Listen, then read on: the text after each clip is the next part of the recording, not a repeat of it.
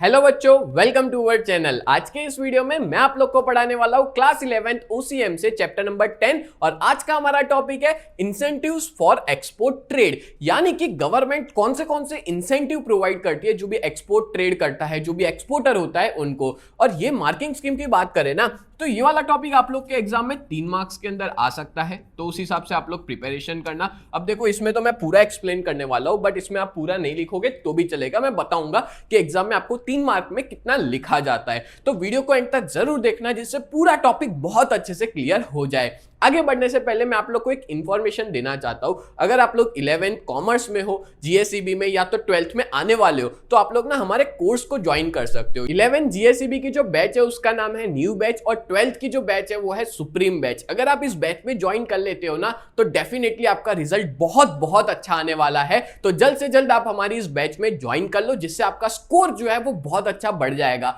और इस बैच में 4 सब्जेक्ट्स पढ़ाते हैं, अकाउंट, स्टैट्स, इकोनॉमिक्स और ओसीएम, जहां आपको रिकॉर्डेड वीडियोस भी मिलेंगे और लाइव लेक्चर्स भी पढ़ाए जाते हैं जहां पे आप अपने सारे डाउट्स को बहुत अच्छे से क्लियर कर सकते हो। तो चलिए शुरुआत करते हैं आज के हमारे इस टॉपिक की, इंसेंटिव्स फॉर एक्सपोर्ट ट्रेड। तो बात करें तो क्या क्या इंसेंटिव्स दिए जाते हैं, तो देखो कोई भी कंट्री होती है ना, उसको कोई भी चीज इंपोर्ट करनी हो, ठीक है, बहुत सी कंट्री इंपोर्ट करती है इनएविशिएबल आइटम्स को। इनएविशिएबल यानी जरूरी आइटम को। जैसे अपनी कंट्री के अंदर क्रूड ऑयल नहीं है तो हम लोग क्रूड ऑयल, पेट्रोल, डीजल, ये सारी चीज इंपोर्ट करते हैं। और अगर सोचो नहीं करेंगे तो सारे के सारे व्हीकल बंद पड़े रह जाएंगे, ठीक है, कंट्री का पूरा डेवलपमेंट रुक जाएगा। तो इसको बोलते हैं इनएविशिएबल आइटम्स, जो बहुत ज्यादा जरूरी है और कंट्री के सिक्योरिटी के लिए, कंट्री के इकोनॉमिक डेवलपमेंट के लिए। जैसे राफेल, आपको पता होगा, जेट प्लेन है, फाइटर प्लेन है, ठीक है, जो हम लोग ने फ्रांस से मंगवाए हुए हैं, तो वो बहुत ज्यादा जरूरी है कंट्री की सिक्योरिटी के लिए। तो ऐसे सब डेवलपमेंट्स होते रहते हैं कंट्री में इंपोर्ट की वजह से, तो हम लोग इंपोर्ट करते हैं। और इंपोर्टेड प्रोडक्ट्स, जब भी कोई भी चीज को इंपोर्ट करते हैं ना तो हम पेमेंट किस में करते हैं, आप लोग बताओ। चलो, हम लोग कभी भी कोई भी चीज इंपोर्ट करते हैं तो पेमेंट क्या रुपीस में करते हैं? आंसर इज नो, हम लोग रुपीस में नहीं करते, हम लोग किस में करते हैं? डॉलर में करते हैं। और डॉलर मतलब हम लोग कहेंगे फॉरेन एक्सचेंज, हम लोग फॉरेन एक्सचेंज में पेमेंट करते हैं। और जब भी मैं एक्सपोर्ट करूंगा तो फॉरेन एक्सचेंज कमाऊंगा और जब जो भी अपनी कंट्री में फॉरेन एक्सचेंज आएगा उन्हीं पैसों का यूज करके हम लोग इंपोर्ट के लिए पेमेंट करेंगे। समझ में आया ना क्या कहा? जब मैं एक्सपोर्ट करता हूं तो अपनी कंट्री के पास क्या आएगा? फॉरेन एक्सचेंज, ठीक है। अब जो भी फॉरेन एक्सचेंज आया है, पड़ा है, हम उसका यूज करके इंपोर्ट करेंगे तो हम पेमेंट क्या करेंगे? उन्हीं फॉरेन एक्सचेंज को पे करेंगे। तो अल्टीमेटली कंट्री की स्टेबिलिटी और सिक्योरिटी जो है वो मेंटेन रहती है। हम लोग यहाँ पे अच्छे से स्टेबिलिटी और सिक्योरिटी मेंटेन कर सकते हैं एक्सपोर्ट करके। और ऐसी सिचुएशन में हर कंट्री जो है वो, हर कंट्री मतलब हर कंट्री की जो गवर्नमेंट है वो ना इंसेंटिव प्रोवाइड करते हैं एक्सपोर्ट ट्रेड करने के लिए। अब एक्सपोर्ट ट्रेड के इंसेंटिव मतलब क्या? तो जब भी कोई भी एक्स्ट्रा पैसा दिया जाए, एक्स्ट्रा हेल्प दी जाए एक्सपोर्टर को, इंसेंटिव मतलब कुछ एक्स्ट्रा देना, ठीक है, इंसेंटिव प्रोवाइड किए जा रहे हैं एक्सपोर्टर को जो एक्सपोर्ट करता है प्रोडक्ट्स को हाई क्वालिटी के चीपर रेट्स में, मतलब कम से कम दाम में। And make it available there when it is demanded, मतलब उसको जब भी कोई चीज की जरूरत हो उसको चीजें प्रोवाइड की जाए और वो हमारी कंट्री के अंदर प्रोड्यूस करे और एक्सपोर्ट करे, दूसरे इंपोर्टर्स को जाके बेचे। तो उसमें जो भी हेल्प दी जा रही है एक्सपोर्ट करने के लिए उसको अपने कहते हैं incentive for export trade. Usually जो गवर्नमेंट होती है ना वो रिस्पॉन्सिबल होती है एक्सपोर्ट इंसेंटिव के लिए, मतलब कि एक्सपोर्ट को बढ़ावा देने के लिए गवर्नमेंट बहुत ज्यादा रिस्पॉन्सिबल मानी जाती है। क्लियर? नेक्स्ट आगे देखते हैं तो कौन से अब देखो मेन क्वेश्चन अब चालू होता है कि कौन से एक्सपोर्ट इंसेंटिव है, कौन से अलग अलग मीडियाज है जिसके थ्रू गवर्नमेंट एक्सपोर्ट इंसेंटिव देती है। तो पहला है ट्रेड एग्रीमेंट, दूसरा financial and non financial and economic encouragement reward, तीसरा collective and systematic economic arrangement, चौथा फाइनेंशियल फैसिलिटीज एंड सर्विसेज, पांचवा नॉन इकोनॉमिक फैसिलिटीज, छठा एसईजेड स्पेशल इकोनॉमिक जोन और सातवां एक्सपोर्ट प्रोसेसिंग। तो इस तरह से 7 अलग अलग तरह के इंसेंटिव्स जो है वो गवर्नमेंट देती है। अब देखो एग्जाम के अंदर आप 7 के साथ नहीं कोई भी 3 याद रख के अच्छे से डिटेल में लिख लोगे ना तो आपके 3 मार्क पक्के हो जाएंगे, ठीक है। और 6 पॉइंट आप लिखते हो और दो लाइन एक्सप्लेन करते हो तो भी 3 मार्क आपको आसानी से मिल जाते हैं। और आपको पता है 3 मार्क का जो आंसर होता है ना उसमें आपको 1 पेज लिखना होता है, पूरा 1 पेज भर के, ठीक है। तो ये कंटेंट काफी है और ये हेड पॉइंट्स याद कर लेना और अंदर बना के खुद लिख सकते हो, क्योंकि अगर हर एक हेड पॉइंट याद नहीं होंगे तो अंदर क्या ही लिखोगे। तो हेड पॉइंट याद होने बहुत ज्यादा जरूरी है और अभी समझ लो मैं जो भी समझा रहा हूं वो, और एग्जाम में जाके अपने ओन वर्ड्स में लिख लेना, आपको डेफिनेटली पूरे में से पूरे मार्क्स मिल जाएंगे। चलिए तो शुरुआत करते हैं पहले पॉइंट से, ट्रेड एग्रीमेंट। तो देखो एक्सपोर्ट जो है ना वो एनकरेज किया जाता है by means of trade agreement. Export को हम लोग एनकरेज करते हैं ट्रेड एग्रीमेंट से। अब ट्रेड एग्रीमेंट कैसे होते हैं, तो ये एग्रीमेंट ना पॉलिटिशियन के मीडियम से होते हैं, ठीक है, वो are politically favourable to each other. अब आपको पता है नरेंद्र मोदी है वो अलग अलग कंट्री में विजिट करते हैं, तो वो क्यों विजिट करते हैं, क्या ऐसे मजा आती है क्या घूमने के? नहीं, वो घूमते भी नहीं, इवन वो सिर्फ और सिर्फ वहां पे जाकर के अपने इंडिया के बिजनेस को बढ़ाने का ट्राई करते हैं, इंडिया का उन कंट्रीज के साथ व्यापार बढ़े, उन कंट्रीज के साथ पॉलिटिकली रिलेशन अच्छे हो, ठीक है, वही ट्राई करते हैं। तो इसको ही अपने क्या कहते हैं, ट्रेड एग्रीमेंट्स। जैसे आपको पता है कि ईरान और इजराइल का जो जंग हुई है, ठीक है, उसके अंदर पूरे वर्ल्ड का क्रूड ऑयल रोक दिया गया है, पर सिर्फ इंडिया ही एक ऐसी कंट्री है और 2-3 और कंट्रीज है जिनके क्रूड ऑयल के सप्लाई को चालू रखा गया है। बाकी पूरे वर्ल्ड के अंदर जो सप्लाई है वो रोक दिया गया है ईरान के द्वारा, जो स्ट्रेट ऑफ हॉर्मोज है वहां पे। Clear? And this trade agreement are made by the medium of politician की वजह से ये पॉसिबल हो पाएगा। और ये ट्रेड एग्रीमेंट एक से ज्यादा कंट्रीज का होता है, ठीक है, इंपोर्ट और एक्सपोर्ट का जो भी एग्रीमेंट है वो किया जाता है और इसको प्रायोरिटी दी जाती है। तो ट्रेड एग्रीमेंट सरकार के या पॉलिटिशियन के एग्रीमेंट के वजह से अपनी कंट्री का जो बिजनेस है वो आगे बढ़ सकता है। क्लियर? चलो नेक्स्ट देखते हैं number 2, financial and economic encouragement reward. अब देखो जो भी एक्सपोर्ट करता है ना उसको एनकरेज किया जाता है फाइनेंशियली और इकोनॉमिकली, ठीक है। यहाँ पे ये जो मीडियम है वो बहुत टाइम से यूज कर रहा है और इस स्कीम के अंदर क्या होता है, तो उनको डायरेक्ट रिवॉर्ड देते हैं एक्सपोर्टर को, प्री डिटरमाइंड रेट, मतलब कि प्री डिटरमाइंड रेट, एक रेट डिसाइड कर लेते हैं कि अगर तुम इतना एक्सपोर्ट करोगे तो इतना तुमको हम पैसा देंगे, ठीक है। तो सरकार जो है वो इस तरह से डायरेक्ट रिवॉर्ड देती है। नो कलेक्शन और less collection of sales tax, tax का कलेक्शन बहुत कम लेती है। एक्सपोर्ट करने पे जो एक्साइज ड्यूटी है वो कम चार्ज करती है। फिर टू गिव पार्शियल और full exemption in the income tax, income tax के अंदर भी एग्जेम्पशन मिलता है एक एक्सपोर्टर को। ये सब क्यों किया जा रहा है, जिससे अपनी कंट्री का जो एक्सपोर्ट है ना वो बढ़े।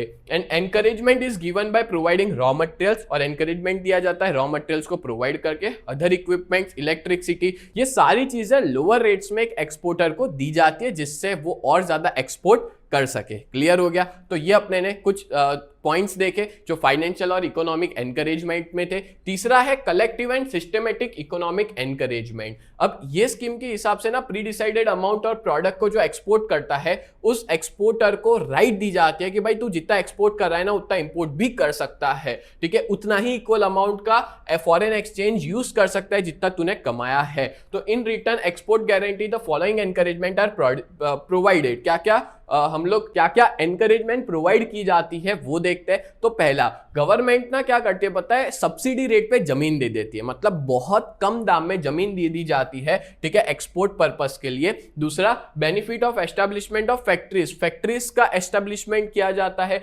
Encouragement to establish factory in free trade zone, free trade zone के अंदर फैक्ट्रीज को एस्टेब्लिश किया जाता है जो फ्री फ्रॉम टैक्सेस, टैक्सेस से फ्री हो। और regulation on obligation to export total production as per pre decided ratio, और वो टोटल उसका ऑब्लिगेशन रहता है एक एक्सपोर्टर का कि वो एक्सपोर्ट करे, ठीक है। फ्री ट्रेड जोन्स में उनको फैक्ट्री दी जाती है जहां पे वो फैक्ट्री लगाते हैं, एक्सपोर्ट के लिए प्रोडक्ट बनाते हैं और पूरे वर्ल्ड में जाके प्रोडक्ट को बेचते हैं, ठीक है। तो ये कलेक्टिव और सिस्टमेटिक इकोनॉमिक एनकरेजमेंट हो गया। देन है फाइनेंशियल फैसिलिटीज एंड सर्विसेज। आगे बढ़ने से पहले मैं आप लोग को बहुत इंपॉर्टेंट इंफॉर्मेशन देना चाहता हूं। अगर आप लोग 11 GSEB कॉमर्स में हो और अपनी प्रिपरेशन बहुत ही बढ़िया तरीके से करना चाहते हो ना, तो आप लोग हमारी इस बैच में ज्वाइन हो सकते हो। हमारी बैच का नाम है न्यू बैच, जहां पे हम लोग 4 सब्जेक्ट पढ़ाते हैं, अकाउंट, स्टैटिस्टिक्स, इकोनॉमिक्स और OCM। और इन चारों सब्जेक्ट के आपको लाइव लेक्चर्स भी हम मिल जाएंगे, मतलब मंडे टू सैटरडे हर रोज लाइव लेक्चर्स पढ़ाते हैं, as well as recorded videos भी प्रोवाइड करते हैं। आपको यहाँ पे रेगुलर टेस्ट दे पाओगे, साथ में हैंड रिटन नोट्स मिल जाएंगे, 24/7 डाउट सॉल्यूशन प्रोवाइड किया जाता है। और इस पूरे बैच की प्राइस जो है वो बहुत ही ज्यादा रिजनेबल है, 2999 पूरे साल के लिए, जब तक आपका 11th फिनिश नहीं हो जाएगा तब तक के लिए। और हमारी बहुत ही बढ़िया सी टीम है। मैं आप लोग को इकोनॉमिक्स और OCM पढ़ाऊंगा, कल्पेश सर आपको अकाउंट्स पढ़ाएंगे, हिमल सर आपको स्टैटिस्टिक्स पढ़ाएंगे। और अगर आप लोग इस बैच के बारे में और ज्यादा डिटेल में पता लगाना चाहते हो तो आप लोग हमारी वेबसाइट को विजिट कर सकते हो। हमारी वेबसाइट का नाम है www.ucmacademy.com। ugt.co.in इस वेबसाइट पे आप लोग विजिट कर सकते हो। एज वेल एज अगर आप लोग ने अभी तक हमारी ऐप को डाउनलोड नहीं किया है तो प्ले स्टोर पे जाकर के UGT नाम से आप सर्च कर सकते हो, प्ले स्टोर पे अवेलेबल है, जाके डाउनलोड कर लीजिए। और अगर आप लोग आईफोन यूजर हो तो ऐप स्टोर के ऊपर माई इंस्टीट्यूट के नाम से अवेलेबल है, आप वहां पे जाकर के भी डाउनलोड कर सकते हैं। और उसका ORG कोड है VUGKX, उसका ORG कोड है, ठीक है। और अगर आप लोग हमारा कांटेक्ट करना चाहते हो, अपने पेरेंट्स की बात करवाना चाहते हो, तो हमारा कांटेक्ट नंबर है 7202012221, ये हमारे ऑफिस का कांटेक्ट नंबर है, इस पे आप लोग कांटेक्ट कर सकते हो। सच बता रहा हूं, इस बैच में अगर आप ज्वाइन हो जाते हो ना तो आपका बहुत ही बढ़िया रिजल्ट आएगा। अभी तक बहुत सारे ऐसे बच्चे हैं जो इस बैच में जुड़ चुके हैं, और बहुत से ऐसे भी बच्चे हैं जो ऑफलाइन में भी ट्यूशन जाते हैं और अपने बैकअप के लिए वो लोग हमारी इस बैच में जुड़े हुए हैं, और जिनका रिजल्ट भी बहुत अच्छा खासा आ रहा है। तो जल्द से जल्द आप लोग हमारी इस बैच में जुड़ जाइए, जिसमें आपका ही फायदा है। चलो आगे बढ़ते हैं नेक्स्ट टॉपिक पे। एक्सपोर्ट करने के लिए कुछ फाइनेंशियल फैसिलिटीज और सर्विसेज दी जाती है, जिसमें पहला आ जाता है to make arrangement for the exporter to get billing amount on the same day when they are export the product. Yes, ऐसी फैसिलिटी देना कि जिस दिन वो एक्सपोर्ट कर रहे हैं प्रोडक्ट को, जिस दिन बेच रहे हैं दूसरी कंट्री को, सेम डे पे उसका बिलिंग रेडी हो जाए। क्लियर। दूसरा, उसको प्रोटेक्शन देना। अब देखो आपको पता ही है कि डॉलर्स और रुपीस की प्राइस ना फ्लक्चुएट होती रहती है, बदलती रहती है, ठीक है। जैसे अभी $1 के बराबर 92 रुपीज है, तो ये जो है ना प्राइस, ये अभी आज ये ऐसी है, बट कल अलग हो सकती है, परसों अलग हो सकती है, मतलब कि फ्लक्चुएशंस देखने को मिलते हैं, ठीक है, जो प्राइस होती है उसके अंदर। तो अल्टीमेटली फ्लक्चुएशन एक्सचेंज रेट में होता है, तो इन्हीं फ्लक्चुएशंस को से बचाने के लिए गवर्नमेंट ना कुछ प्रोटेक्शन प्रोवाइड करते हैं कि अगर मान लो कुछ फ्लक्चुएशन हुआ, कुछ प्लस माइनस हुआ, तो गवर्नमेंट उसके लिए रिस्पॉन्सिबल होगी। Clear. To make arrangement for the importers to receive goods easily, और ऐसा अरेंजमेंट करना जिससे एक इंपोर्टर गुड्स को आसानी से रिसीव कर सके, ठीक है। To provide services as the guarantor of the importer, services provide करना कि इंपोर्टर की गारंटी लेना, एक बार उसकी फाइनेंशियल साउंडनेस चेक करना और गारंटी लेना गवर्नमेंट के द्वारा कि गवर्नमेंट गारंटी ले रही है कि अगर उस इंपोर्टर ने पेमेंट नहीं किया तो हम कर लेंगे, ठीक है। तो इस तरह से गारंटर का भी काम गवर्नमेंट करती है। तो ये फाइनेंशियल सर्विसेज और फाइनेंशियल फैसिलिटीज हो गई। नॉन इकोनॉमिक फैसिलिटीज में क्या आएगा, तो कुछ एनकरेजमेंट दिया जाता है। नॉन इकोनॉमिक मतलब डायरेक्ट पैसा नहीं देते, बट अलग अलग तरह से हेल्प करते हैं। जैसे पहला, उनको ना इंफॉर्मेशन दी जाती है कि भाई पूरे वर्ल्ड में किस चीज की डिमांड है, कौन सी चीज को एक्सपोर्ट किया जाएगा, ठीक है, उनकी प्रॉपर इंफॉर्मेशन प्रोवाइड की जाती है। दूसरा, to train and prepare man power required for the production of export worthy products, मतलब गवर्नमेंट ट्रेन करती है और लोगों को रेडी करती है कि ये प्रोडक्ट्स, कौन सी प्रोडक्ट्स जो एक्सपोर्ट के लिए एक्सपोर्ट वर्ती है, मतलब ज्यादा एक्सपोर्ट अपने कर सकते हैं,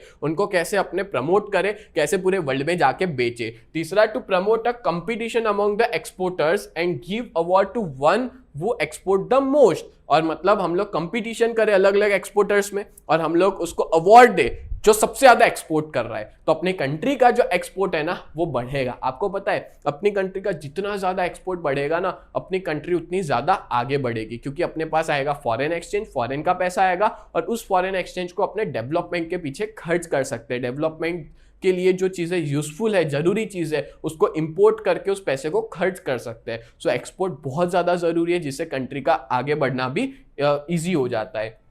to provide information about the export market की इंफॉर्मेशन प्रोवाइड करना। डिक्लेयरिंग स्ट्राइक और lockout as a illegal activity. Yes, बहुत सी बार फैक्ट्री में होता है ना, स्ट्राइक होती है, लॉकआउट कर लेते हैं, ठीक है, फैक्ट्री में प्रोडक्शन पूरा बंद हो जाता है, उसको इलीगल एक्टिविटी डिक्लेयर करना गवर्नमेंट के द्वारा। इन विच एक्सपोर्ट प्रोडक्ट्स आर प्रोड्यूस, और उन फैक्ट्रीज में खास करके जहां पे एक्सपोर्ट प्रोडक्ट्स को प्रोड्यूस किया जाता हो। And such non economic encouragement are provided, और ऐसी नॉन इकोनॉमिक एनकरेजमेंट को प्रोवाइड किया जाना चाहिए। क्लियर। नेक्स्ट है नंबर 6, स्पेशल इकोनॉमिक जोन, जिसको SEZ कहा जाता है। स्पेशल इकोनॉमिक जोन के बारे में आपको पता होनी चाहिए। एक ऐसा स्पेशल लॉ निकाला गया था पार्लियामेंट में इन द ईयर 2005 और उसको इंप्लीमेंट किया था 10 फरवरी 2006 के अंदर, ठीक है। इस स्पेशल इकोनॉमिक जोन के अंदर ये एक ऐसा ज्योग्राफिकल एरिया होता है जहां पे पूरी कंट्री के लॉ अलग, और इस स्पेशल इकोनॉमिक जोन के लॉ अलग, बेसिकली उनके लॉ बहुत ज़्यादा लिबरल माने जाते हैं और बहुत से स्पेशल इकोनॉमिक जोन कवर्ड होते हैं।